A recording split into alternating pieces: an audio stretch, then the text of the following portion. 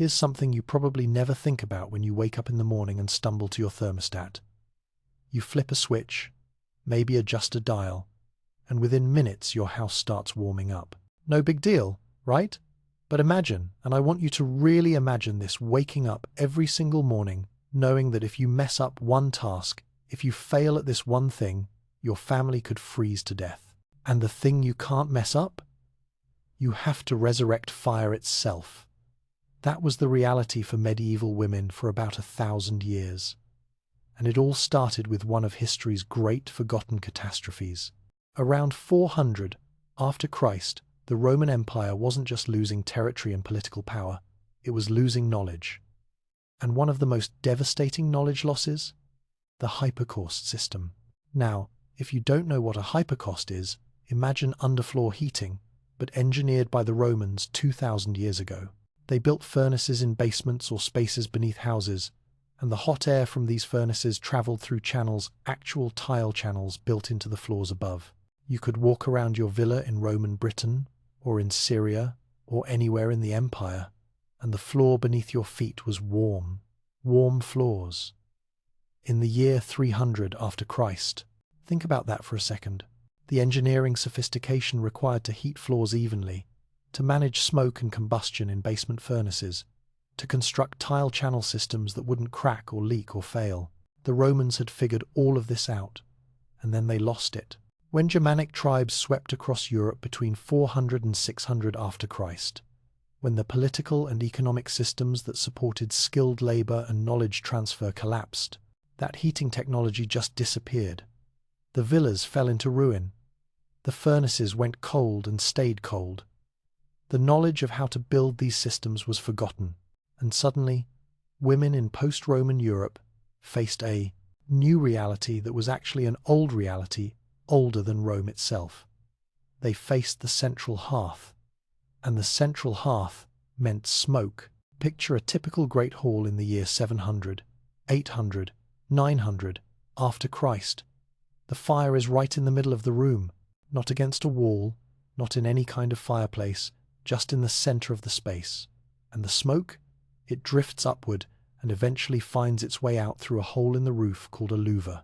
A louver is basically a wooden structure designed to let smoke out while theoretically keeping rain from coming in. I say theoretically because, it's a hole in your roof. Now here's the thing that's hard for us to grasp in our modern world of smoke detectors and carbon monoxide alarms. People lived like this. They lived in smoke. The rafters in these halls turned black not over years, but over months. Black from soot. And this wasn't seen as a problem to fix. It was seen as a sign of an established household. Old rafters, black with decades of smoke, were honored. They meant your family had been there, keeping that fire alive, for generations. Every morning before dawn, and I mean every single morning, a woman in the household had a sacred duty. She approached the hearth where yesterday's fire slept under its blanket of ash. With practiced hands, she brushed away that grey covering. Searching for that little red glow. That ember that meant the fire hadn't died completely. That meant continuity. That meant her family's flame still lived. This is something we've completely lost touch with in the modern world, this daily resurrection of fire. Because if that ember wasn't there, if the fire had gone completely cold, she faced hours of labor with flint and steel, trying to create fire from scratch while her family shivered in the cold. And in the depths of a medieval winter, that could be deadly. The connection to older traditions ran deep. The Celtic goddess Brigid, the Roman goddess Vesta, these were goddesses of the hearth, of the eternal flame. And even though Christianity had taken over by the medieval period, that reverence for the hearth fire remained embedded in a woman's soul. It wasn't just a practical task, it was sacred. Now, let's talk about fuel, because this gets really interesting from an economic standpoint. Women became absolute masters of wood knowledge. And when I say masters, I mean they knew things that we've completely forgotten. They knew that oak provided steady, long-lasting heat, but took forever to catch fire. Pine ignited quickly, great for getting a fire going, but it burned fast and spit out dangerous sparks that could set your whole house on fire. Ash wood, It would burn even when it was green, still full of moisture. Birch bark made perfect kindling. This wasn't casual knowledge. This was survival knowledge, passed from mother to daughter, generation after generation.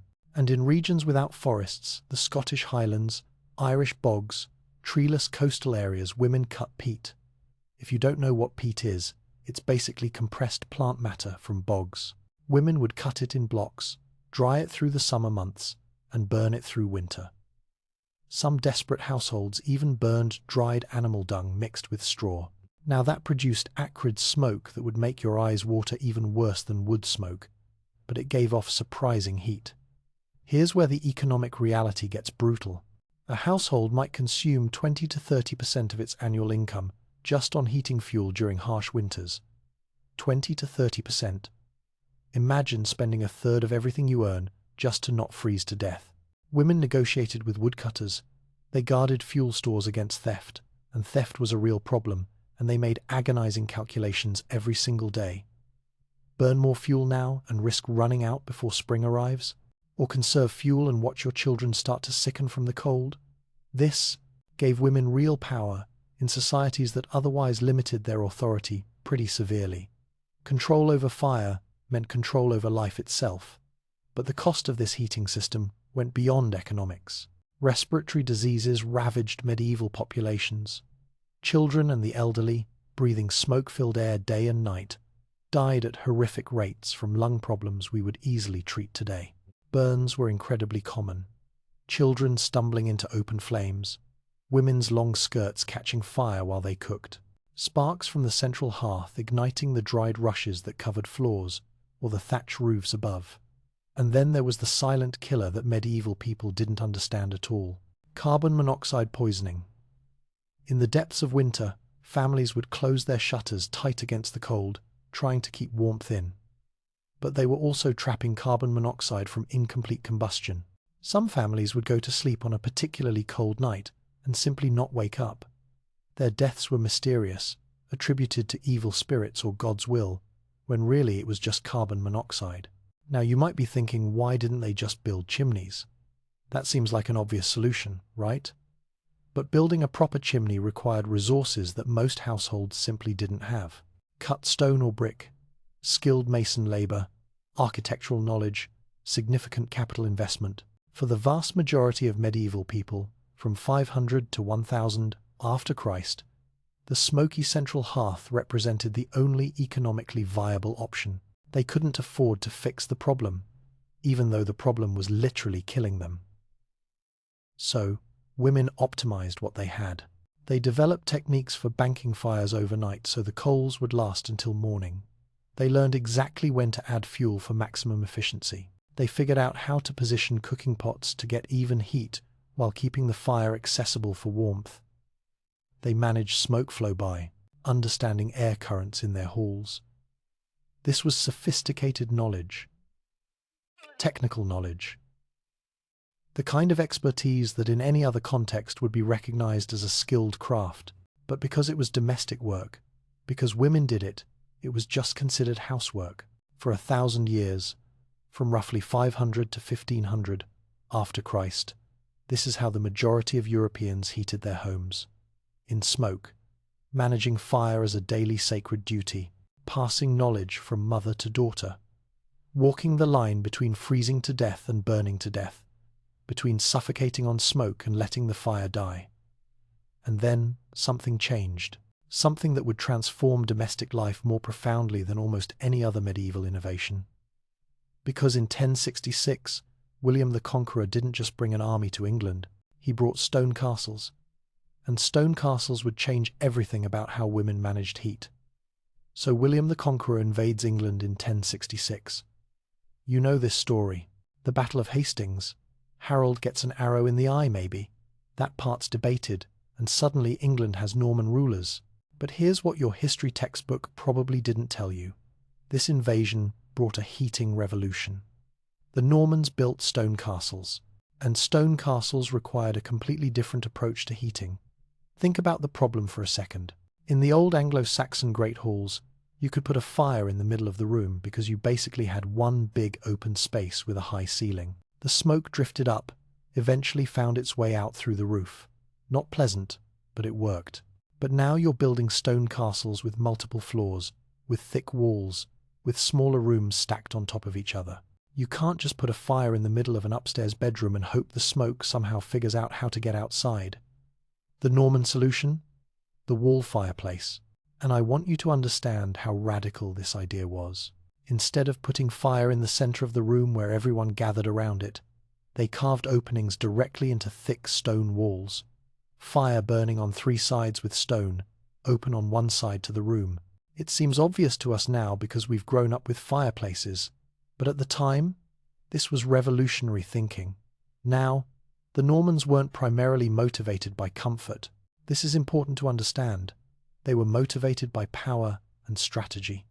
In a stone castle with multiple stories, Norman lords needed private, heated chambers where they could have confidential political discussions, away from servants, away from listening ears. The wall fireplace made this possible for the first time. You could heat a private room on an upper floor. You could have secret meetings.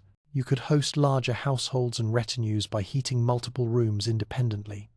And every heated private room was a direct display of wealth and power. For women, especially noble ladies, this architectural change brought something unprecedented: autonomy. For the first time in centuries, a woman could retreat to a private heated chamber. Her sola, they called it, a space separate from the male-dominated Great Hall. In that private, warm space, she could manage her own social networks, conduct her own affairs, educate her daughters away from the rough masculine company of the Great Hall. Control over who gained access to heated private rooms became a subtle but real tool of favor and influence. But here's where things get tragic. Because early wall fireplaces without proper chimneys, they were death traps. The early Norman builders thought they were being clever. They knocked holes through stone walls and figured the smoke would find its way out.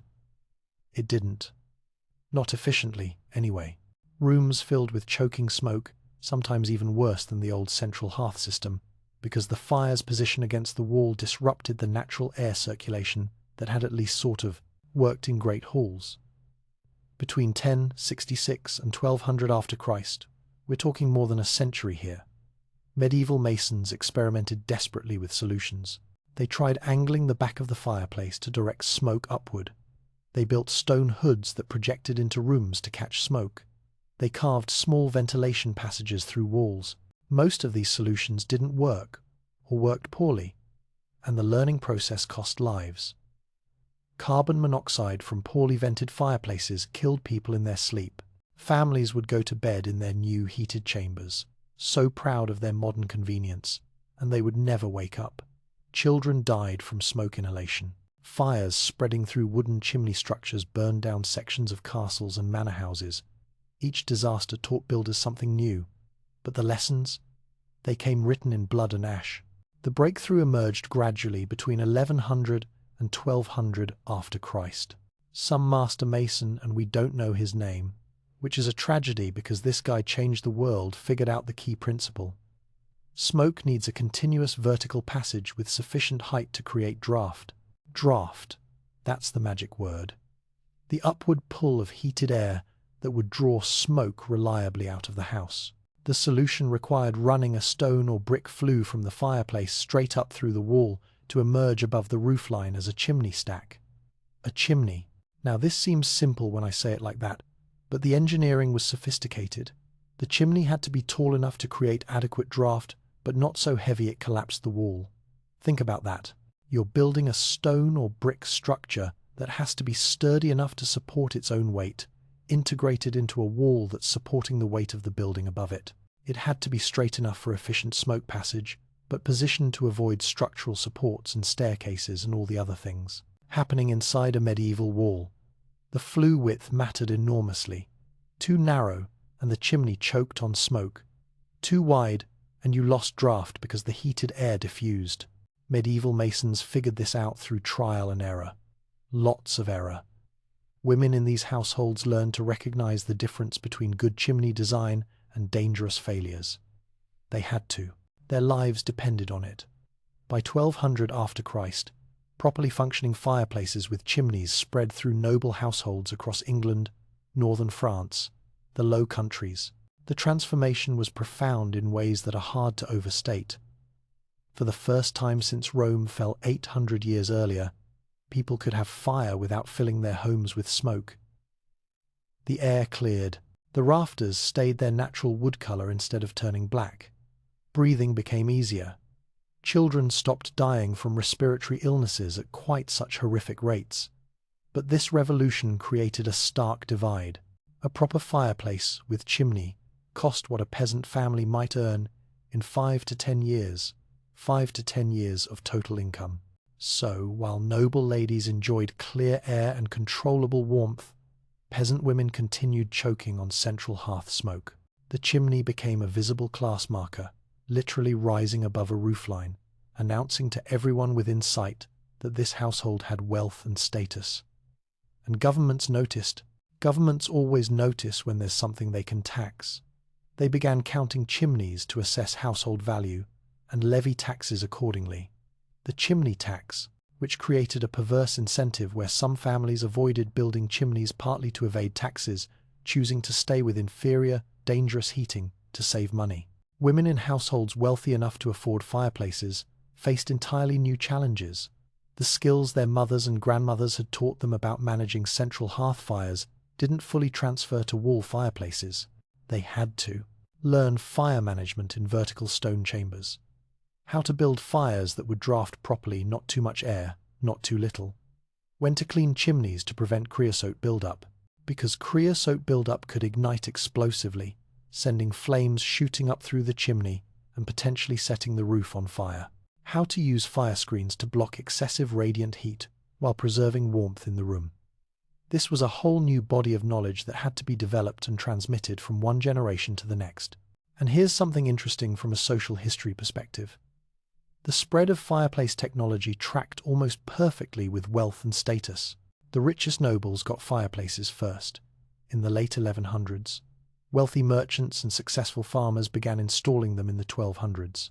By the 1300s, fireplaces were spreading to middle-tier households, but poor peasants, many of them were still using central hearths into the 15 and 1600s. Some rural areas continued the old ways even longer. So by 1200 after Christ, you had this bifurcated heating world. The wealthy living in increasingly sophisticated comfort, with multiple fireplaces and functioning chimneys. The poor still living in smoke, still performing that daily ritual of resurrecting fire from ash, still breathing air that slowly destroyed their lungs. And the women in wealthy households, they were about to transform heating from mere survival into something approaching an art form. Because between 1200 and 1400 after Christ, medieval women would develop heating systems of remarkable sophistication and complexity. By 1300 after Christ, something remarkable had happened. Women in wealthy medieval households had transformed heating from a desperate survival task into a sophisticated art. And when I say sophisticated, I mean these women were managing heating systems that wouldn't be matched in complexity until central heating arrived in the 1900s. Picture a well-appointed manor house or castle around 1300. It might have 5 to 10 fireplaces, each one serving a specific purpose in a carefully orchestrated system. This wasn't random. This was strategy. The Great Hall still had the largest fireplace. But here's the thing, by this period, it wasn't primarily for heating anymore. It was for display, status. That roaring fire in the Great Hall impressed visitors and reinforced the Lord's position in the social hierarchy. Meanwhile, the actual living spaces had smaller, more efficient fireplaces sized appropriately for the rooms they heated. The lady's solar, her private chamber, had a fireplace suited for intimate spaces. This is where she conducted household business, where she entertained female friends, where she taught daughters the skills they would need to manage their own household someday. The bedchambers had fireplaces that could be lit on cold nights, but left dark during milder weather to conserve precious fuel. The kitchen maintained its own massive hearth, serving double duty for cooking and heating the space where servants worked.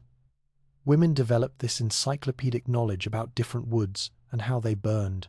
And I'm talking genuine expertise here, the kind of deep understanding that comes from years of observation and practice. They knew oak burned slow and steady, perfect for overnight fires in bedchambers. You could bank oak coals properly, and the fire would last until morning without constant attention. Beech provided intense heat, great when guests arrived unexpectedly and you needed to warm a room quickly. Fruit woods, like apple and cherry, burned with pleasant scents that masked other medieval household odors. And trust me, those odors needed masking. Hawthorn created exceptionally hot fires, useful for any metalworking but way too fierce for comfortable living spaces. In eastern England during the 1300s, some households started experimenting with coal, early coal adoption, and coal required learning entirely new fire management techniques because coal burns differently than wood. Hotter, longer, but harder to light and harder to control. Women adapted their ancestral knowledge to this new fuel source through experimentation. The daily rhythm of heating shaped women's time completely. She rose before dawn and made rounds of the fireplaces in the house. Which ones needed revival? Which could stay dark? In the great hall, servants worked under her direction, sweeping away ash, bringing fresh logs from the wood store, arranging kindling. But in her private chambers, she might tend her own fire. This was control over intimate space. This was power. Through the day, fuel consumption required constant monitoring. Use too much and your stores run out before winter ends. Use too little and household members sicken from cold. This was high-stakes resource management happening every single day for months. And then nighttime brought these elaborate bed-warming rituals. Servants carried warming pans, metal containers filled with hot coals, passing them between linen sheets to drive out dampness and cold. Some households heated smooth stones in the fire, wrapped them in wool cloth, placed them at the foot of the bed. The wealthiest households used fur-lined coverlets and kept fires burning in bedchambers through the night. But that required both fuel wealth and someone staying awake to manage the fire, usually a servant, which meant even nighttime heating involved labor costs and social hierarchies. Bed curtains created these fabric cocoons around beds that retained body heat through the night, essentially turning the bed into a small warm room within a cold chamber. If you've ever wondered why medieval beds look so enclosed in paintings and illustrations, that's why. It wasn't just about privacy, it was about survival. Medieval women created beauty around this heating necessity. They embroidered fireplace screens with family heraldry and biblical scenes, turning functional objects into art. Fire tools, bellows, pokers, tongs received decorative treatment in wealthy households. Brass fittings, carved wooden handles. Some ladies commissioned decorated fireback plates, cast iron sheets positioned behind the fire to protect the stone and reflect heat forward. These often bore family crests or religious imagery. Now, 1347, the Black Death arrives, and this plague killing between 30 and 60% of Europe's population paradoxically expanded some women's authority in ways nobody expected. The catastrophic labor shortages meant surviving servants could demand better conditions, including access to heated spaces that had previously been denied them.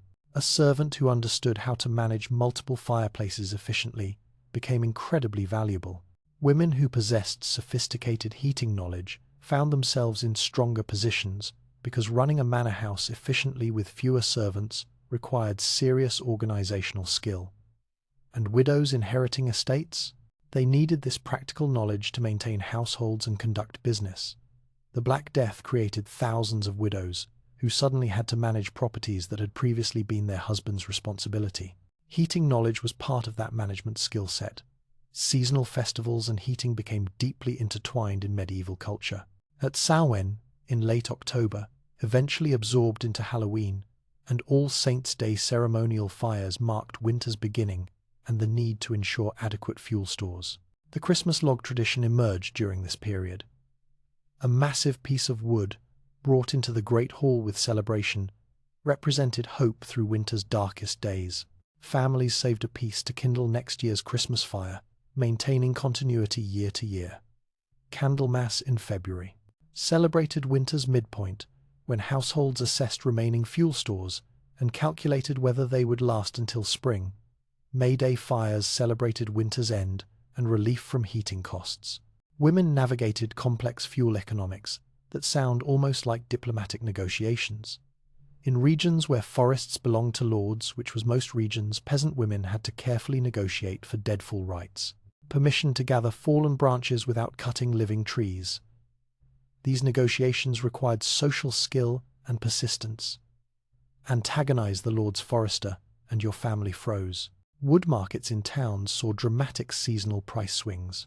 Fuel costs could triple between summer and winter. Women with storage space and capital bought fuel in summer when prices were low, but that required resources most didn't have. Some women formed informal cooperatives, sharing storage buildings and bulk purchasing power. Class distinctions manifested starkly in heating access, and you could literally see these distinctions. A noble lady wore fine wool and fur, lived in heated chambers, never personally carried firewood. That labor was beneath her status. A wealthy merchant's wife might heat her main rooms but economized elsewhere. Practical layers of clothing, limited nighttime fires. A peasant woman layered every garment she owned, worked in unheated spaces, huddled with her family around a single fire that could never be allowed to die. These heating inequalities were visible and tangible. You could see class divisions in who shivered and who didn't. By 1400 after Christ, medieval women had achieved something remarkable. They had taken the primitive central hearth of the post-Roman period and evolved it through the Norman fireplace revolution into sophisticated multi-room heating systems that required genuine expertise to manage. They had transformed survival into art, necessity into culture, and daily labor into a body of knowledge passed carefully from generation to generation. But the medieval period was ending, and the systems these women had mastered, they were about to face new challenges that nobody saw coming. Around 1400 after Christ, just as medieval women had perfected the art of heating their homes, the world decided to throw them a curveball. Actually, several curveballs. And the way women adapted to these challenges would establish patterns that echo into our present day. First curveball, the Little Ice Age. Starting around 1400 and lasting into the 1800s, temperatures across Europe dropped significantly. Winters became harsher. Rivers that rarely froze started freezing regularly. Growing seasons shortened. And heating demands increased dramatically right when resources were becoming more strained. Second curveball, Renaissance architectural fashion. The Renaissance brought beautiful innovations in building design. Larger windows to let in light, higher ceilings for grandeur, thinner walls for elegance over defense. These were gorgeous buildings. They were also significantly harder to heat than medieval structures, with their smaller windows, lower ceilings, and thick walls that retained warmth. So women faced this perfect storm: colder climate, harder to heat buildings, and existing heating technology that couldn't easily adapt to these new challenges. The sophisticated fireplace and chimney systems that medieval women had learned to manage became what we call locked-in technology. The capital invested in fireplace construction and chimney infrastructure was enormous. Once you had built 5 or 10 fireplaces into your manor house, complete with elaborate chimney systems running through your walls, you couldn't easily switch to a different heating method even if something more efficient came along. The architecture itself locked you into that technology. This is a pattern we see throughout history, by the way. The best solution at a given moment becomes embedded in infrastructure, and then that infrastructure makes it economically impossible to adopt better solutions when they eventually appear. The medieval heating system would dominate European homes until central heating arrived in the 1900s, not because it was optimal, but because the buildings themselves were built around it. But here's what's fascinating. In rural areas, women continued central hearth traditions long after urban and wealthy households had converted to fireplaces.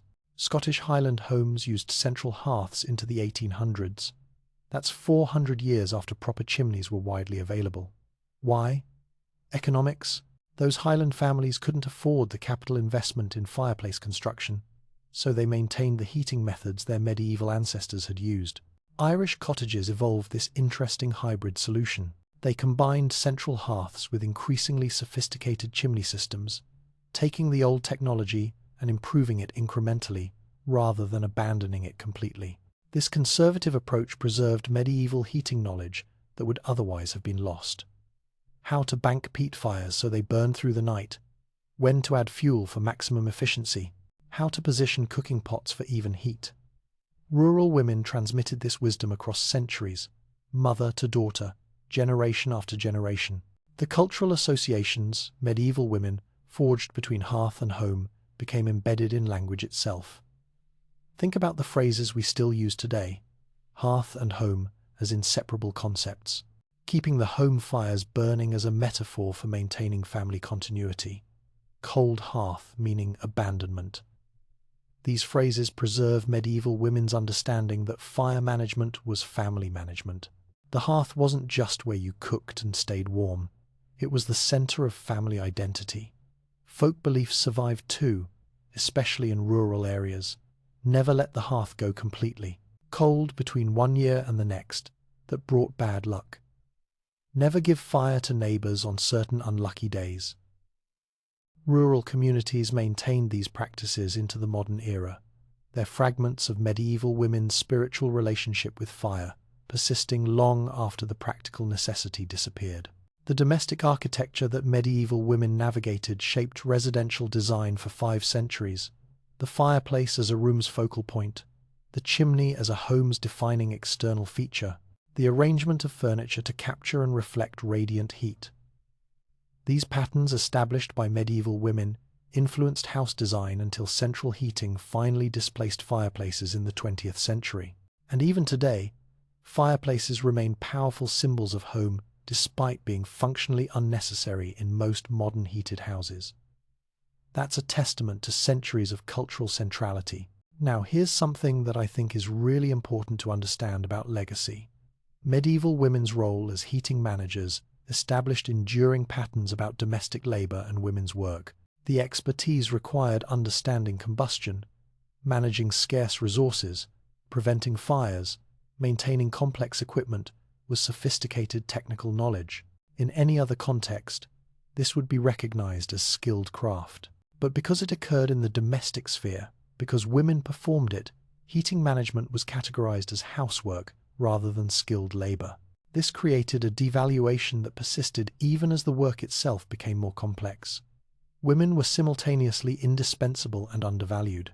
The heating revolution that medieval women mastered enabled later transformations they never witnessed. The coal transition that began in 1300 England, but really accelerated in the 16 and 1700s, built directly on medieval women's fire management knowledge. Coal burns differently than wood, hotter, longer, harder to light, harder to control. But the fundamental skills of managing combustion, understanding draft, maintaining steady heat, those came from medieval women's expertise, adapted to new fuel sources. The Industrial Revolution's steam engines descended from heating technology medieval women had helped refine. The controlled combustion in steam engine fireboxes evolved from principles learned in medieval hearths and fireplaces. The connection isn't always recognized, but it's there. Modern heating systems employ strategic principles that medieval women developed. Zone heating, warming different spaces to different temperatures, mirrors exactly how medieval women heated great halls generously but economized in service areas. Our programmable thermostats that lower temperature at night and raise it in morning, that reflects medieval practices of banking fires overnight and reviving them at dawn. The efficiency concerns driving contemporary heating technology echo medieval women's fuel conservation strategies that were born from genuine scarcity. And maybe most importantly for our current moment, medieval women's heating legacy offers lessons for contemporary challenges. They managed heat sustainably within severe resource constraints. They adapted technology to local conditions rather than imposing one-size-fits-all solutions. They transmitted knowledge across generations without formal education systems. They created warmth and comfort without depleting resources beyond natural recovery rates. As modern society confronts energy challenges and climate change, examining how medieval women heated homes efficiently with renewable biomass provides historical perspective on sustainable living. They didn't have a choice about sustainability, resource limits forced it on them, but the methods they developed, the knowledge systems they created, the cultural practices they established around heating, these represent centuries of accumulated wisdom about living within natural limits. The final battle against cold wasn't won in the medieval period. That would require coal and cast iron stoves, and eventually central heating, gas furnaces, electric systems, heat pumps. But medieval women fought cold to a standstill. They took the primitive, smoky, dangerous central hearth of the post-Roman period and transformed it through Norman innovation and centuries of refinement into sophisticated heating systems that made civilized indoor life possible during European winters. Every time we adjust a thermostat without thinking about it, every time we light a fireplace for ambiance rather than survival, every time we take warmth for granted, and most of us take it completely for granted, we're standing on foundations that medieval women built through centuries of daily labor, through accumulated knowledge passed from mother to daughter, through persistent care for the people they loved. That's the legacy. Not just the physical technology of fireplaces and chimneys, but the knowledge systems, the cultural meanings, the linguistic traces, and the patterns of domestic life that medieval women established and that continue to shape how we think about home and hearth today. Their fires have long since gone cold, but the warmth they created still resonates.